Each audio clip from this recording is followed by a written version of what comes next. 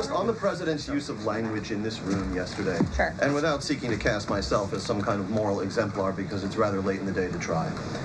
Nonetheless, this was an event yesterday that began with a moment of silence for the victims of the air crash and the president's own invocation of, quote, a loving God. And then he uncorked that expletive to insult a former cabinet officer.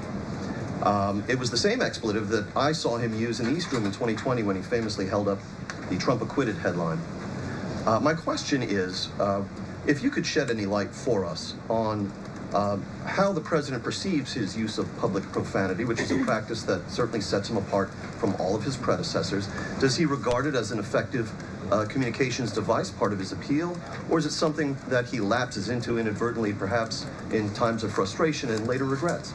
I think one of the things that the American people love most about this president is that he often says what they are thinking, but sometimes lack the courage to say themselves. And I think yesterday at this podium, you heard President Trump express great frustration, perhaps even anger, with the previous administration's policies, many of which have led to the crises that our country is currently facing and that this president is focused on fixing.